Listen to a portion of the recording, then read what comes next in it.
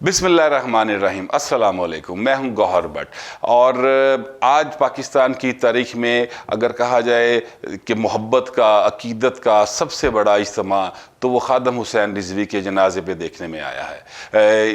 लाहौर की वो तमाम सड़कें जो मीनार पाकिस्तान की तरफ जाती हैं वो इंसानों से भरी हुई हैं, लोगों की आंखें नमनाक हैं और वो उनके नमनाक आंखों के बावजूद उनके नारों में जोश है। या रसूलुल्लाह के नारे लगाते हुए वो अपने महबूब कायद को का आखिरी दीदार करने और उन्हें रुखसत करने के लिए पहुँचे हैं। अपनी मोहब्बत और अकीदत का इजहार किया है उन्होंने।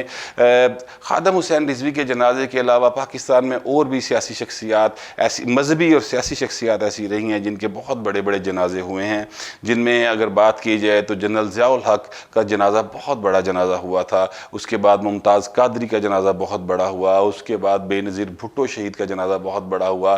कादिर मोहम्मद अली जना का जनाजा बहुत बड़ा हुआ। लेकिन देखना यह है कि खादम हुसैन रिजवी की जो पॉलिटिकल लेगेसी है, जो उनकी पॉलिटिकल फॉलोशिप है, वो किस तरह, वो कहाँ जाएगी और वो आगे मुस्तकबिल उसका क्या होगा। इस हवाले से जो चीज़ें अब तक सामने आई हैं वो ये हैं कि उनके साहबजादे हैं साद रिजवी, और कहा यह जा रहा है कि साद रिजवी को उनकी जगह पे अमीर बनाया जाएगा और सरबराह बनाया जाएगा। अगर साद रिजवी की अभी उम्र जो है वो सिर्फ 22-23 साल है और वो ख़ुद इलेक्शन कंटेस्ट करने के लिए अहल नहीं है, क्योंकि कम से कम 25 साल की एज चाहिए कि वो इलेक्शन कंटेस्ट कर सके। लेकिन क्योंकि पाकिस्तान में ये एक किस्म का है कि हम बाप के बाद बेटा, बेटे के बाद उसका बेटा, तो ये जो हमारा वरासती सियासी निज़ाम है उसमें देखा जाए तो साद रिजवी ही की बारी आती है कि वो अब पाकिस्तान तहरीक लबैक पाकिस्तान की सरबराही संभालें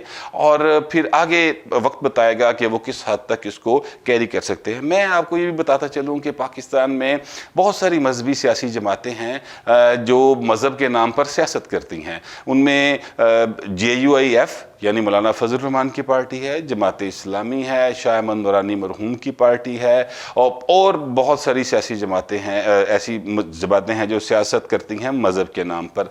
लेकिन इनमें से कोई जमात कभी भी बराह रास्त अवाम के वोट लेकर इक़्तिदार में नहीं आ सकी, सिवाय 2 बार ऐसा वाक़या हुआ, और वो भी 2 बार ये हुआ कि दोनों बार कोलिशन गवर्नमेंट बनी। एक बार 1972 में मुफ्ती महमूद जो कि फजल रहमान के वालिद साहब थे, वो वज़ीर आला KP के मुंतखब हुए और कोलिशन गवर्नमेंट थी उनकी। दूसरी बार 2002 में KPK में ही मौलाना फजल रहमान की पार्टी इक़्तिदार में आई और वो भी कोलिशन गवर्नमेंट थी। जमात इस्लामी और दीगर छोटे मोटे ग्रुप्स के साथ मिलकर उन्होंने अपनी हुकूमत बनाई थी। बहरहाल वो हुकूमत 5 साल तक कायम रही थी। इसके अलावा कभी कोई जमात जो है वो बराह रास्त अवाम से वोट लेकर बरसर इक़्तिदार नहीं आ सकी, जो कि सियासत करती हैं मज़हब के नाम पर। ऐसी कोई जमात कभी नहीं आई। जो खादम हुसैन रिजवी का एक क्लाउट बना और जिसने के लोगों को मिसमराइज़ कर लिया, उनकी दबंग अंदाज़ बोलने का और बेधड़क बोलने का अंदाज़, वो किसी से मोहब्बत का इजहार करते थे तो खुल के करते थे, किसी से नफ़रत करते थे तो खुल के करते थे। शायद ये अंदाज़ उनको भा गया लोगों को, और 2018 के इलेक्शन में हमने देखा कि उनको बहुत ज़्यादा पजीराई मिली और उनके हर, अगर देखा जाए तो एवरेज कौमी असम्बली के हर हल्के में 15 से 20 हज़ार वोट उनके मौजूद हैं। अब देखना यह है कि मुस्तकबिल में साद रिजवी जो हैं, जो उनके जानशीन जिनको बनाए जाने का कवी इम्कान मौजूद है, वो इस वोट बैंक को किस तरह पॉलिटिकली अपने साथ अटैच करते हैं। क्योंकि जो दूसरी सियासी जमातें हैं, मसलन मुस्लिम लीग नून की जो लोकल क़यादत है, उनके सदर, लाहौर के सदर समेत तमाम MPs इस वक्त उनके जनाजे में मौजूद थे, खादम हुसैन रिजवी के।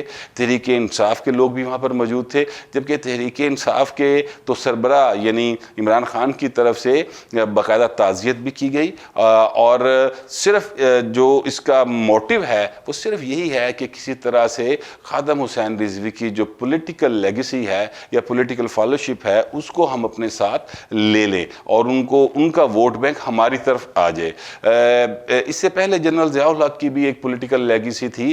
जनरल ज़ियाउल हक ने 11 साल इस मुल्क पर हुकूमत की और आइन तोड़कर वो आए थे, और उनको तारीख में अच्छे अल्फाज में याद नहीं किया जाता और किया जाना भी नहीं चाहिए, क्योंकि जो कुछ आज हम पाकिस्तान में तालिबानाइजेशन या मजहबी इंतहा पसंदी को देख रहे हैं और लोगों की ज़िंदगियां तंग होती देख रहे हैं, उन सब का मौजिद जो थे वो जनरल ज़ियाउल हक की थे। तो जनरल ज़ियाउल हक को बहरहाल मानने वालों की एक बहुत बड़ी तादाद थी, और उनकी पॉलिटिकल लेगेसी को जो उनसा कैश करवाने में कामयाब हुए वो नवाज शरीफ हुए थे। नवाज शरीफ ने उनको चाहने वालों को अपनी तरफ सियासी तौर पर माइल कर लिया। ये अलग बात है कि अब नवाज शरीफ यू टर्न ले चुके हैं और अब वो ये कहते हैं कि जी मुल्क में मार्शल लॉ नहीं होना चाहिए। बहरहाल अब अभी तो बात हो रही खादम हुसैन रिजवी की और उनके सियासी जो हैं चाहने वाले और जो उनको वोट देते, जो उनको पसंद करते थे।